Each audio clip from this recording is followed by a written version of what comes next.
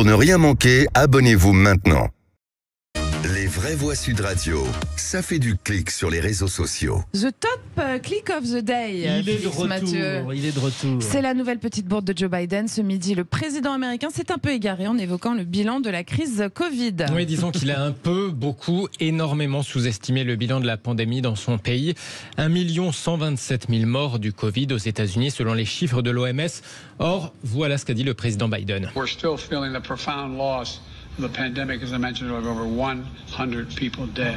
Oula. That's 100 empty chairs around the kitchen table. On ressent toujours la profonde perte liée à cette pandémie. Plus de 100 personnes sont mortes.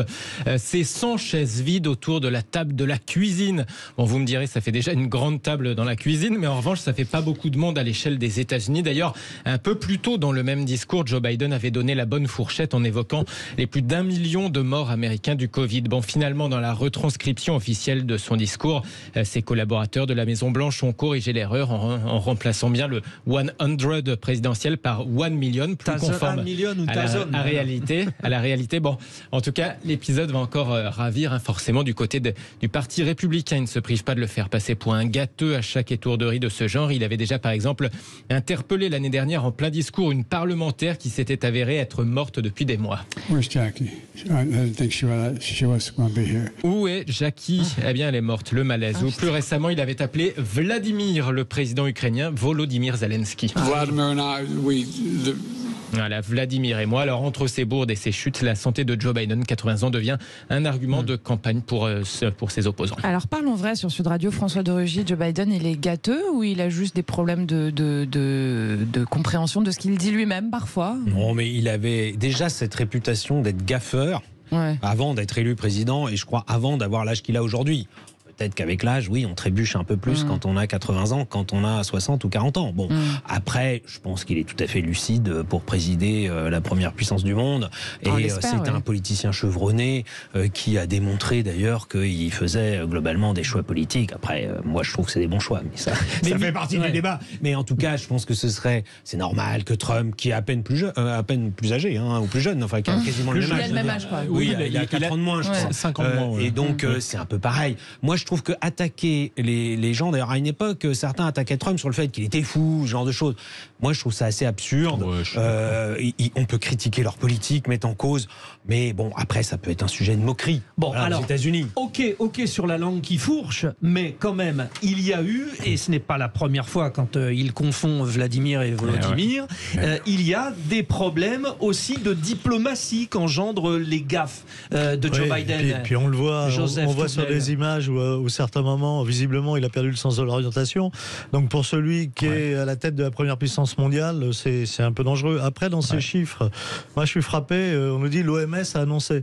Mais quelles sont les sources de l'OMS ? Pour vérifier la crédibilité des sources de l'OMS. Quand on voit qu'aujourd'hui, dans un certain nombre de pays, je pense notamment au Canada, on nous dit « Ah bah oui, mais tous les morts, on les déclaré Covid ». On sait qu'en France, entre la réalité... Là, c'est notre question. Là, il y a 1 million et 100. Joseph, la question... il y a un organisme, Joseph. La question... Félix est en train de répondre. On ne s'entend plus dans le studio. Félix Mathieu, vous répondez. La question que je soulève, c'est que ça soit Biden ou que ça soit d'autres, on nous annonce des choses venant, alors on nous dit « l'OMS ». Oui, d'accord.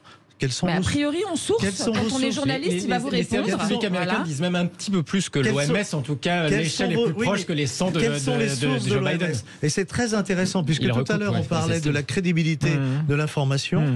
Comment est construite cette information? Eh bien, je dois vous dire que depuis que les mensonges qu'on nous a racontés pendant le Covid, j'apporte peu de crédibilité à l'OMS. Oui, mais si on parle des mensonges qu'on nous a racontés, qu'un tel n'est pas crédible et tout ça. Et 1 million quand même. Pour l'instant, il y a des autorités. Il y a quand même eu des millions de morts, il y a eu le Covid. Et c'est la base. Donc, Joseph, ne nous faites pas du Joe Biden. Michael Sadoun, finalement. Je n'en ai pas l'âge, pas encore. En plus. Est-ce que le problème, c'est pas. En fait, le problème, c'est pas qu'il est gâteux ou pas, Biden. Le problème, c'est la communication et l'image désastreuse que ça donne pour quelqu'un qui dirige la première puissance mondiale, quand même. Ah oui, la première fonction. Bon, après, les débats sur les chiffres sont intéressants, on pourrait les avoir, mais c'est pas exactement le cœur du sujet. Mais c'est intéressant. Mais la première fonction d'un homme politique, c'est quand même une fonction de représentation.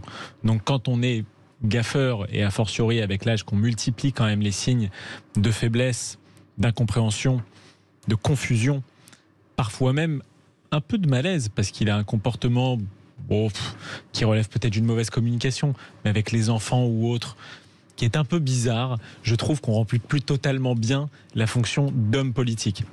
Concernant la prise de décision, peut-être qu'il est encore lucide dans le secret de son bureau et qu'il est capable de tenir une réunion tranquillement avec ses conseillers et de prendre les bonnes décisions. D'ailleurs, je remarque modestement que ces mesures n'ont pas été extrêmement différentes de la politique de Trump sous beaucoup d'aspects. Il a été le continuateur de cette politique après l'avoir largement critiquée. Donc non, moi je trouve que la politique de Joe Biden n'est pas absurde. Ceci dit, ces écarts de communication posent chez certains de plus en plus la question: qui dirige vraiment la première puissance mondiale? Est-ce que Joe Biden a besoin d'être plus ou moins entouré? Est-ce qu'il est encore surtout lucide pour un second mandat dans la mesure où il s'est déjà présenté?